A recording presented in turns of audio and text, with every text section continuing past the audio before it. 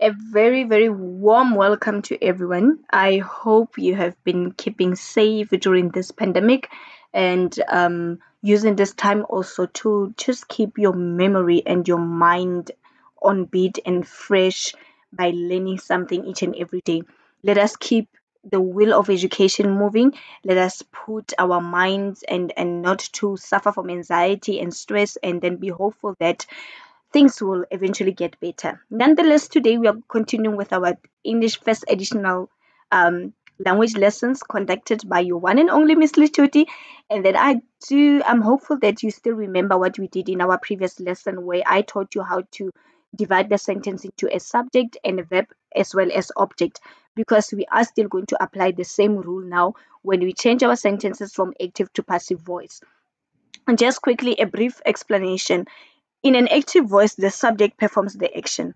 And then in a passive voice, now that's where you take the object to become the subject and then it performs the action. I'm going to do this in a practical form so that it can become very easy and simpler for you to do that. Let us kickstart our lesson. Happy learning. Right, I'm going to take you through the rules that you need to apply when changing sentences from active to passive voice. The first thing that you need to do is to divide your sentence into a subject, into verb, and an object, just to refresh your memory. Remember that a subject is a person or anything that performs the action in the sentence, and then usually that is the first word or the first name in the sentence, and then a verb is a doing word, and then an object is anything that is affected by the action of the verb. For an example, if I say Tabo kicks the ball, Tabo becomes our subject, kicks becomes the verb. What is he kicking the ball? The ball will become our object. That's how you divide the sentence into subject, verb, and an object. The second thing that you need to do is to check the tense of the sentence. It's very, very important to know the tense of the sentence that you are changing, and then you start the sentence with an object in a passive voice, and then the verb always goes into a past tense, and then we have personal pronouns such as I, you, he. They change in the passive voice. I becomes me, you remain the same, he becomes him, she becomes her. And then let us do this in a practical form so that it can become easier for you. We have the first sentence that says the leader inspires the soldiers. The leader is the person who's performing the action in the sentence. It's going to become our subject. Inspires becomes the verb. Who is he inspiring? He's inspiring who? The soldiers. So therefore, the soldiers becomes our subject. Now, this sentence is in an active voice because we have the subject that performs the action.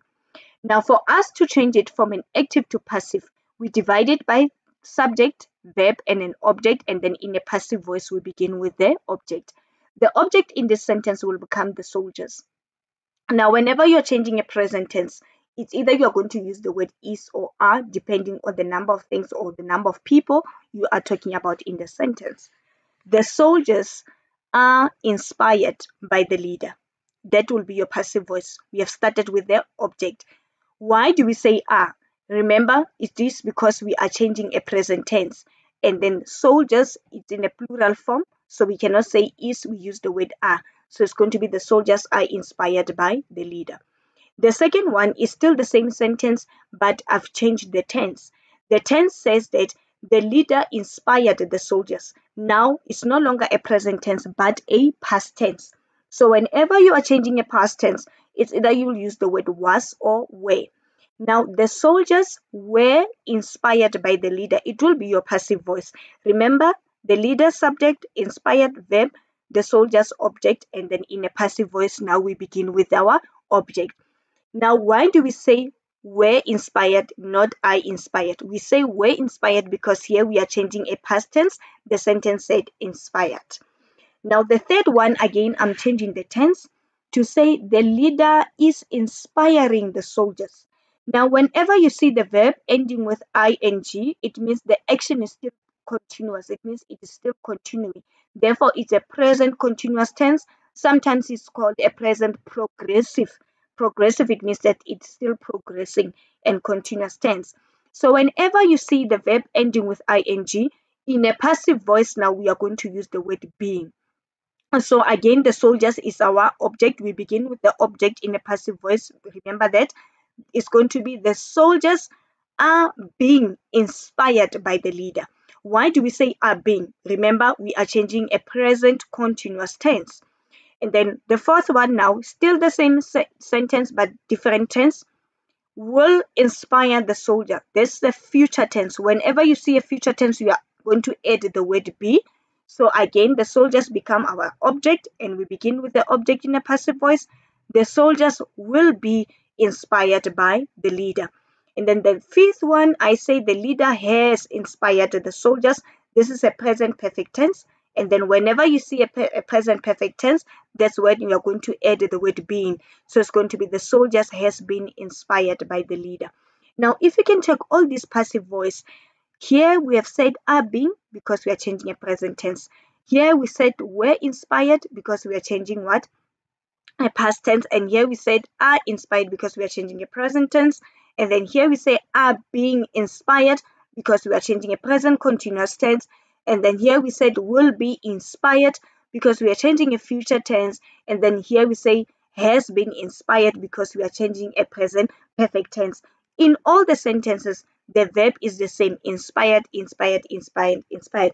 The only things that are changing are the linking words depending on the tense of the sentence. Let us continue to do 3 more so that it can become easier for you. Good, good, good, good. My mother washes my clothes. My mother, subject, washes, verb, my clothes, object. So in a passive voice, we begin with what? My clothes, which will be the object. My clothes are washed by my mother. We say are washed because this is a present tense. Remember, in the present tense, it's there we use is or are. The reason we are saying are here is because we are talking about clothes. So there's a plural form. Canaan beats Ravi. Simple sentence. It's going to be Canaan, subject, beats, verb. Ravi becomes our object. So it's going to be Ravi is beaten by Canaan. Simple. Is because we are changing a present tense. We celebrate the golden jubilee of our school. And then the golden, we becomes the subject, celebrate, verb.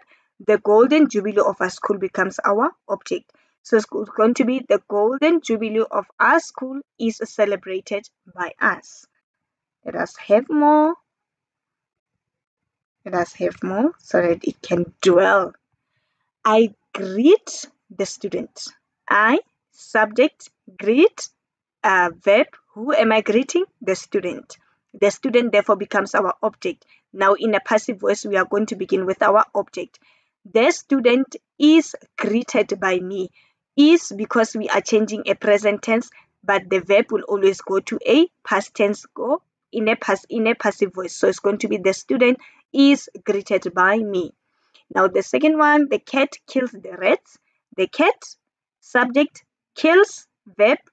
What did it kill? The rats. So we begin with the object here. We say the rats are killed by the cat. Why do we say are killed? Because we are changing a present tense. The last one, he writes a letter. It's going to be a letter he writes. He, subject, writes, verb. A letter becomes our object. In a passive voice, we begin with our object. So it's going to be a letter is written by him. Thank you, thank you, thank you. I hope this was a very productive lesson for you. I'll give you more examples again on how to change active to passive voice. In our next lesson, I'm going to do now direct, how to change a sentence from direct to indirect. Thank you so much.